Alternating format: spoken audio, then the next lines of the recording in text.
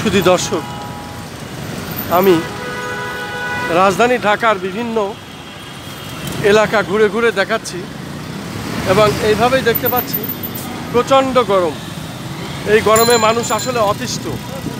আমরা দেখতে পাচ্ছি এই গরমের ভিতরে মানুষ খুব একটা পথে নাই এবং কিছু রিক্সা থাকলেও সব রিক্সাওয়ালাদের ভাড়া নাই এবং তারা ছায়ায় অপেক্ষা করছে নিজেদের ক্লান্ত দূর করার জন্য, যেহেতু প্রচণ্ড তাপদাহ এবং এই প্রচণ্ড গরমে আমরা দেখতে পাচ্ছি রাজধানী ঢাকা সাধারণ মানুষের চলা অনেকটাই ফাঁকা, কিন্তু রিক্সা চলছে কিছু, রিক্সায় সেইভাবে তাদের যাত্রী নাই, তাদের ভাড়াও সেরকম নাই। কারণ এই গরমে মানুষ ঘরমুখী, তারা ঘরের থেকে খুব একটা বাইরে বেরোচ্ছে না, সে কারণেই তারা ভাড়াও খুব একটা পাচ্ছে না। আবার যদিও দু একটা ভাড়া পাচ্ছে, প্রচণ্ড গরমে তারা অতিষ্ঠ হয়ে যাচ্ছে এবং তারা ক্লান্ত হয়ে যাচ্ছে এবং এই গরমের ভিতরে অনেকেই অসুস্থ হয়েছেন, বিশেষ করে বৃদ্ধরা, শিশুরা।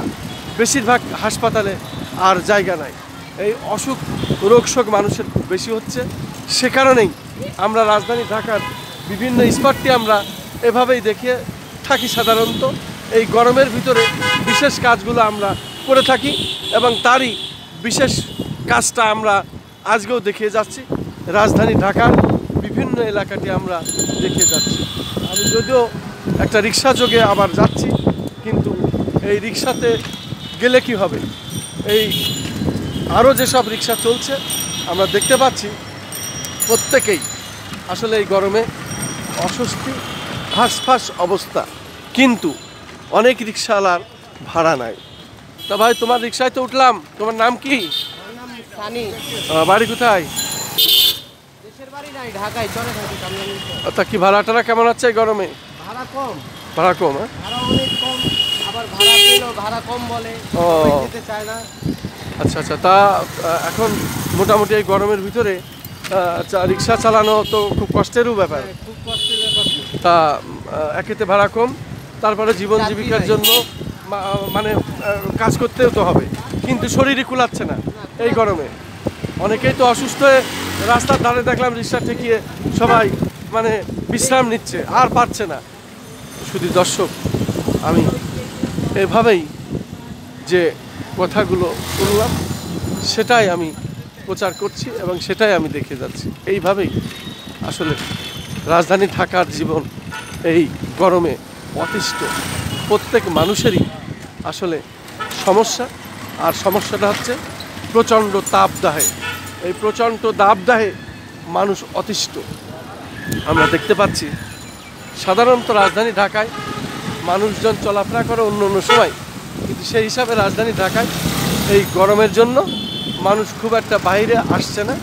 সে কারণে রাজধানী ঢাকাতে অনেকটাই ফাঁকা দেখা যাচ্ছে। যারা আসছেন হাসপাতাল বা বিশেষ কাজে যাদের প্রয়োজন তারাই আসছেন, কিন্তু সেইভাবে মানুষদের দেখা যাচ্ছে না। যদিও রিক্সা ভ্যান আমরা কিছু দেখছি, তাদের আবার ভাড়ার সংখ্যাও খুব কম, যেহেতু ঘরের বাইরে এই গরমে মানুষ খুব একটা বাইর হচ্ছে না। তাদের বাচ্চা কাচ্চা নিয়ে বা তাদের বিশেষ কাজ না থাকলে তারা এই গরমে বাইরে খুব একটা বাইর হচ্ছেন না। সে কারণেই আমরা রাজধানী ঢাকার এই অবস্থাটা দেখতে পাচ্ছি এবং ঠিক যেটা আমরা দেখতে পাচ্ছি ঠিক সেটাই আমরা দেখে যাচ্ছি। আমরা দেখতে পাচ্ছি প্রচণ্ড গরমে মানুষ আসলে আর পাচ্ছে না। প্রত্যেকেরই এই গরমে মানে নাভিশ্বাস। এই গরম আসলে সহ্য করা ভারী মুশকিল, যেহেতু ক্রমেই তাপদাহ বৃদ্ধি পাচ্ছে এবং দিন দিন এভাবে যদি বাড়তে থাকে তাহলে আমাদের দেশে অনেকেরই রোগীর সংখ্যা বেড়ে যাবে এবং রোগশোক বেড়ে যাবে। কি অবস্থা, গরমের অবস্থা কি? অনেক গরম ভাইয়া। ধন্যবাদ। আমরা দেখতে পাচ্ছি রাজধানী ঢাকা অনেকটাই ফাঁকা। এই গরমে মানুষ খুব একটা নাই, রাস্তায় খুব একটা তারা কাজ ছাড়া বেরোচ্ছে না এবং রিক্সায় যারা যাচ্ছেন তাও আবার যাত্রীর সংখ্যা খুব কম। আবার কিছু রিক্সা আছে তারা অপেক্ষায় আছেন ভাড়ার জন্য, কিন্তু প্যাসেঞ্জার সংখ্যা খুবই কম। আমরা দেখতে পাচ্ছি পুরান ঢাকা নাজিমউদ্দিন রোড এলাকা। আমরা মোটামুটি রাজধানী ঢাকার বিভিন্ন এলাকা দিয়ে এইভাবে আমরা আজকে দেখিয়ে যাচ্ছি। আমরা গরম কেমন? প্রচুর গরম।